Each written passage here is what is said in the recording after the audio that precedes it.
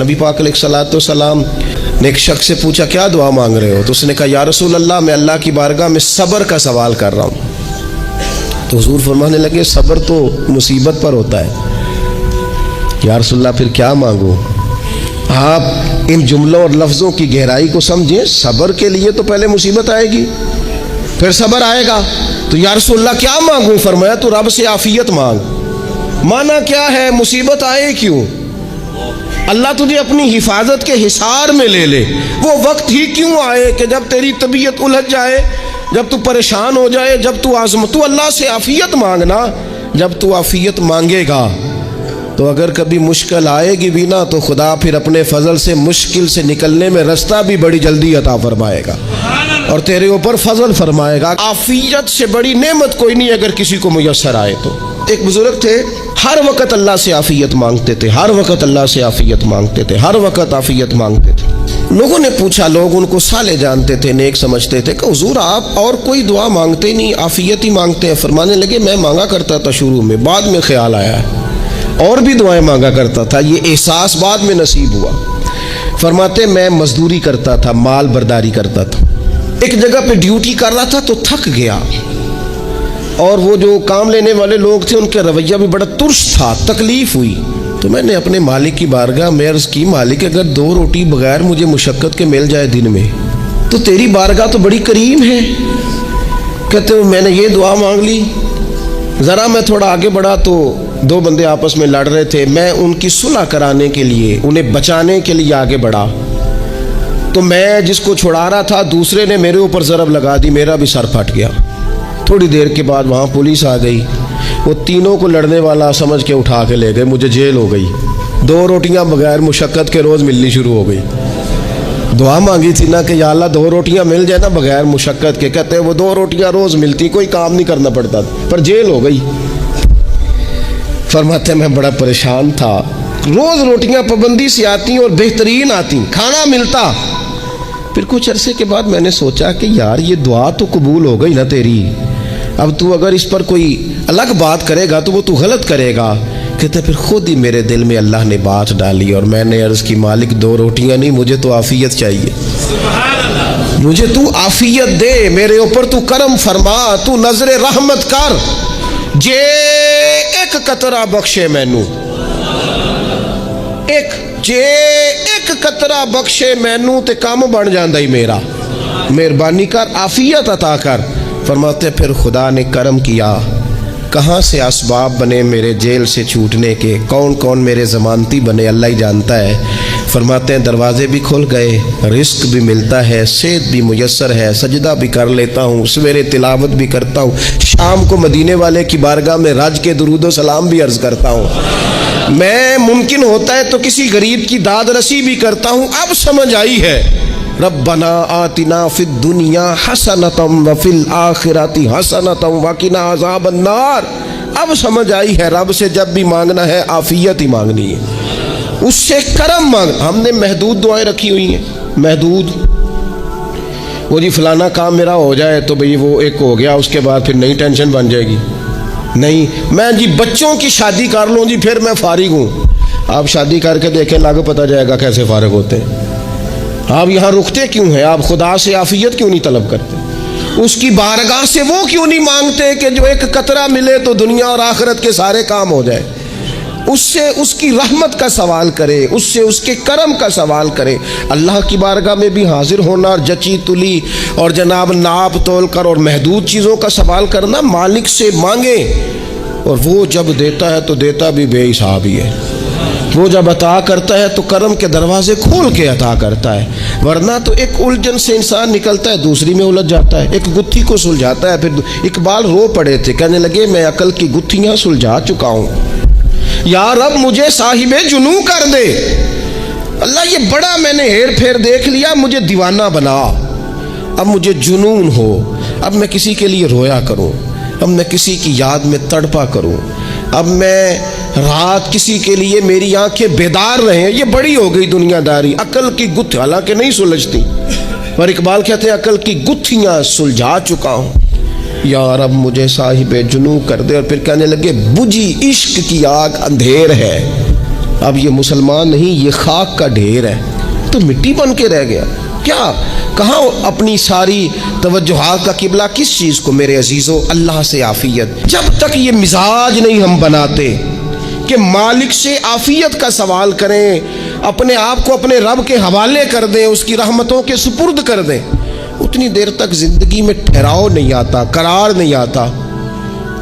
मिशकात में मौजूद है, अल्लाह के प्यारे रसूल सल्लल्लाहु ताला अलैहि वसल्लम तीमारदारी के लिए गए तो सहाबाए कराम फरमाते हैं वो बंदा ना इतना पतला नहीफ और लागिर हो गया था जिस तरह चिड़िया का बच्चा होता है, कमज़ोरी ज़ोफ़तारी था। तो महबूब करीम ने उसे देखा तो बड़े करीमाना अंदाज में करीम फरमाने लगे, तू कोई दुआ नहीं मांगता, तू आफियत नहीं मांगता अल्लाह से? अर्ज़ की, या रसूल अल्लाह सल्लल्लाहु ताला अलैहि वसल्लम, मैंने अपने रब की बारगाह में अर्ज़ की है, मालिक क़यामत का अज़ाब बड़ा सख्त है, मैं नहीं बर्दाश्त कर सकता। तूने अगर मुझे कोई सज़ा देनी है तो यहीं दे ले, क़यामत को ना देना। तो कहते महबूब फरमाने लगे, सुभान अल्लाह, ओ खुदा के बंदे, तू रब की सज़ा दुनिया में भी नहीं सह सकता। अल्लाह से ये भी सवाल न कर, तू रब से कह, रब्बना आतिना फिद दुनिया हसनतम व फिल आखिरति हसनतम व किना अज़ाबन नार। तू रब से दुनिया में भी हसना मांग, भलाई मांग, तू आखिरत के लिए भी भलाई मांग, तू उससे आफियत का सवाल कर। तूने ये सवाल क्यों किया? अर्ज़ की, या रसूल अल्लाह, करम हो गया है, मुझे समझ आ गई है, अब मैं इसी तरह ही करूँगा। अजीज़ दोस्तों, हम कहाँ सह सकते हैं? हम दुनिया में रब की सज़ा हम नहीं सह सकते, हम कमज़ोर हैं, तो गर्मी नहीं सह सकते, शदीद सर्दी नहीं सह सकते, शिद्दत की भूख लोग नहीं सह सकते, कोई आजमाइश नहीं सह सकते। वो जो लोग बाज़ औक़ात कह देते हैं ना जी फ़लाँ चीज़ हमारे अमाल का नतीजा है, तो मैं क्या करता हूँ, ना को यार, हम तो ये भी नहीं सह सकते, हम कहाँ बर्दाश्त कर सकते हैं, हमें तो वो माफ़ ही फरमाए, हम हिसाब वाले हैं ही नहीं, हम तो सिर्फ माफ़ी वाले हैं। हमसे ना हिसाब पूछे, उसने हिसाब पूछा तो फिर तो बड़ी मुश्किल हो जाएगी, अगर उसने हिसाब पूछा तो बड़ी रुसवाई हो जाएगी, अगर हिसाब पूछा तो मुश्किलात सामने दिखाई देने लग जाएंगी। हमसे तो वो दरगुजर वाला मामला करे, हमसे तो वो कहे, जा मैंने महबूब के सदके तुझे माफ़ किया, जा तेरे लिए रहमत और बख्शिश वाला फ़ैसला किया। वो कोई सबब, उसकी रहमत किसी सबब को देख ले और दरगुजर कर ले। ये जो हम नबी पाक की उम्मत है ना, तो ये हमारे गिर्द अल्लाह के फजल और उसकी रहमत का हिसार है, ये हिसार है हमारे गिर्द। वो दरवेश ने कहा था ना कि करूं शुक्र कितना और करूं फ़ख्र कितना कि तेरे करम ने मुझे फ़ायज़ुल मराम किया। देखो बना के सैयद आलम का उम्मती मुझको गुनाह से पहले ही बख्शिश का इंतज़ाम किया। अभी मैंने गलती की नहीं, लेकिन मुझे हुजूर का ग़ुलाम बना दिया, बख्शिश का बंदोबस्त पहले हो गया। अपने मालिक से बीमार भी उससे आफियत मांगे, मकरूज़ भी उससे आफियत मांगे, बे औलाद भी उससे आफियत ही मांगे, साहिब औलाद भी उससे आफियत ही मांगे। जो दौलत के हुसूल के रिज़्क़ हलाल के ख्वाहिशमंद है वो भी उससे आफियत मांगे, और जिनकी झोली उसने भर दी है वो भी अपने रब से आफियत ही मांगे। मालिक से जब सवाल करे, एक बुजुर्ग थे, उन्होंने तो अपनी अंगूठे में लिखवा लिया था कि या अल्लाह मुझे आफियत अता फरमा। मगर तो जब भी देखता हूँ याद आ जाता है कि अल्लाह से आफियत मांगनी। अपने मालिक की बारगाह के अंदर देखो, मैंने देखा है, वो किसी ने कहा था कि तेरी ख्वाहिश है कि वो तेरी आरजू करे पूरी, और मेरी ख्वाहिश है कि तेरी आरजू बदल जाए। कुछ लोग ऐसी ख्वाहिशात भी लेके आते हैं कि जो पूरी ना हो तो बेहतर होता है। इसलिए आपको पता है मौत मांगना जायज़ नहीं दीन में। मसाइब से घबरा कर, मुश्किलात से घबरा कर, ज़िंदगी के मद्दोजज़र से परेशान होकर मौत का सवाल करना जायज़ नहीं। किस तरह जायज़ है? इन लफ्ज़ों के साथ दुआ कर सकता है कि या अल्लाह जब तक मेरी ज़िंदगी बेहतर है मुझे ज़िंदा रख, और जब मेरा दुनिया से जाना बेहतर है फिर तो मुझे अपनी बारगाह में बुला ले। ये भी क्या है? ये भी आफियत का सवाल ही है कि या अल्लाह रख भी तब तक जब तक रहना बेहतर है। नबी पाक ने भी अर्ज़लिल उम्र होने से पनाह मांगी। हमारा ये मिजाज बन गया है कि हम अपने हक़ में ऐसी चीज़ों का सवाल कर रहे होते हैं जो कई दफ़ा हमें मिल जाए तो हमारा नुकसान करें। कुरान हकीम एक जगह पे अल्लाह करीम ने फरमाया है कि अगर सब लोगों को माल दे दूं तो बगावत करें, फसाद हो जाए। क्या माना कि अपना नुकसान कर बैठे लोग।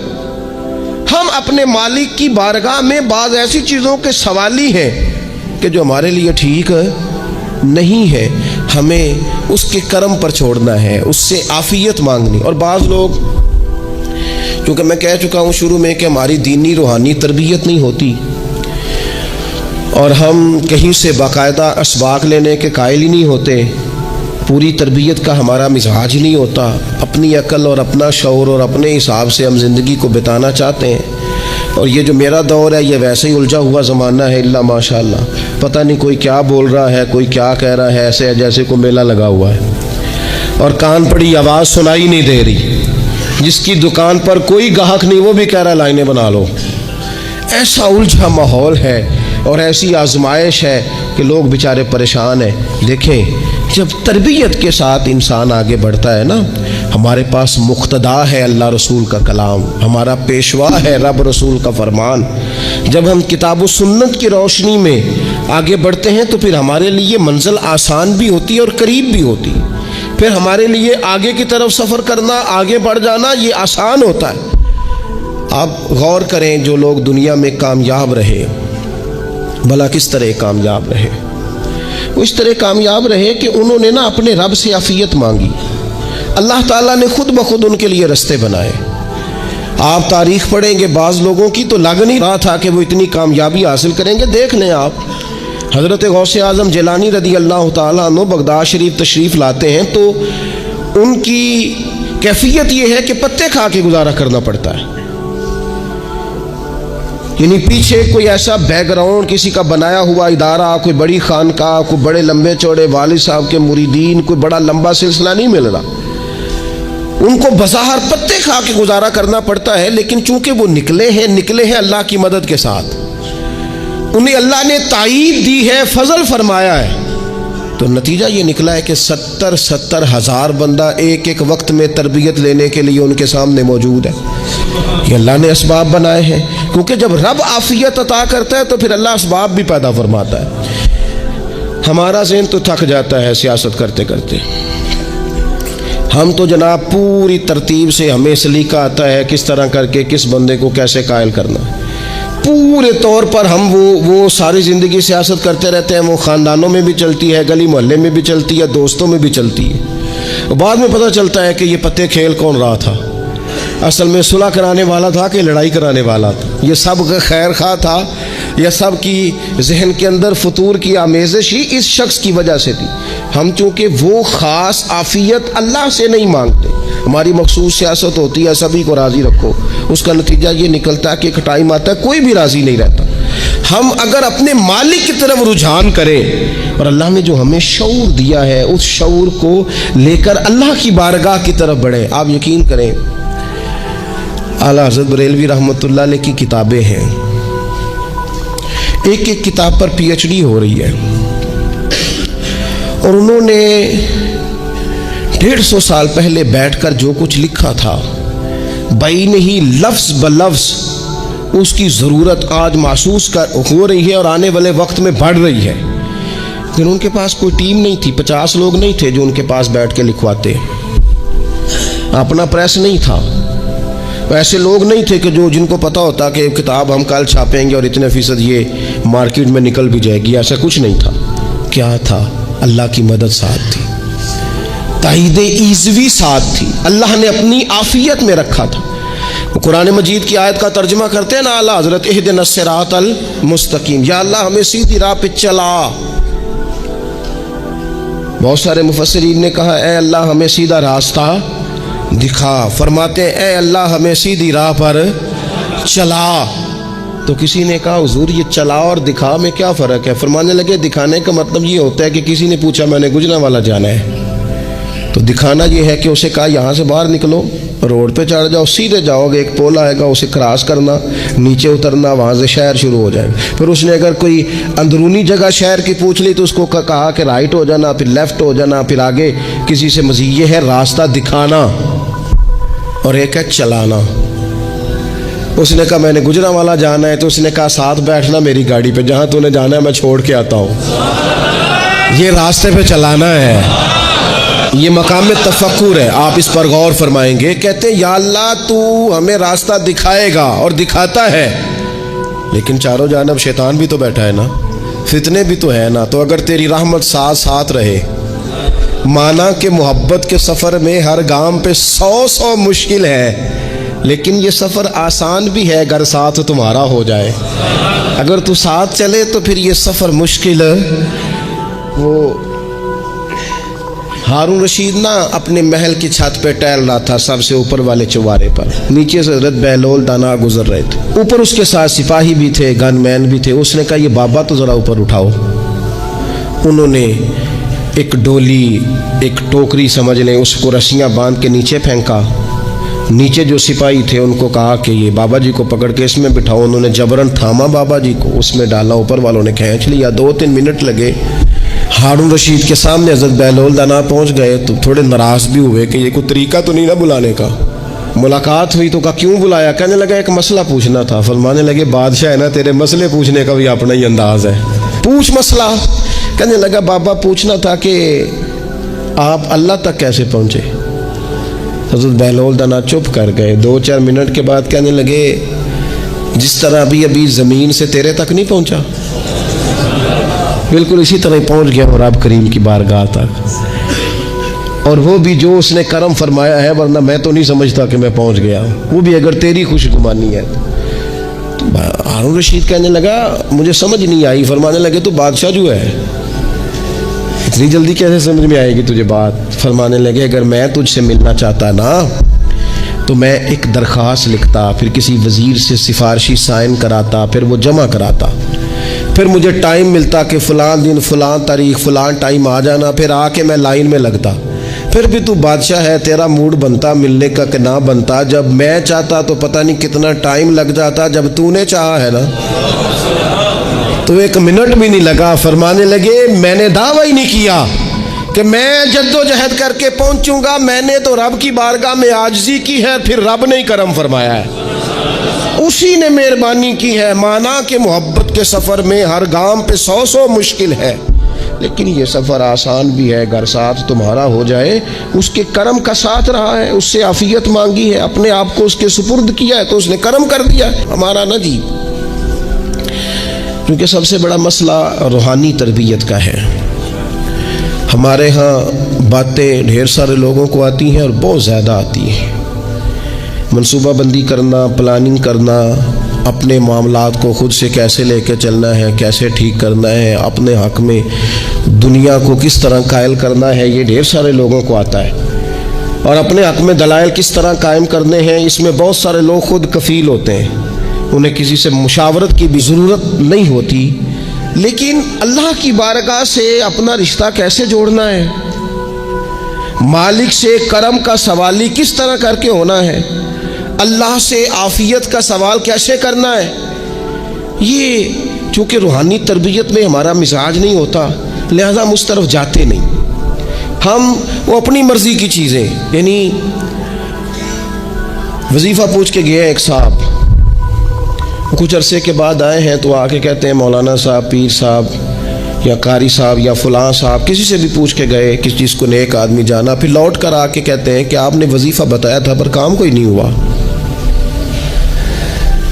तो मैं तो साफ कहता हूँ और खुले दिल से कहता हूँ कि भाई वजीफ़ा आपको बताया था कि अल्लाह की रहमत मतवज्जे होगी, खुदा की रहमत को आवाज़ देने के लिए वजीफ़ा दिया था।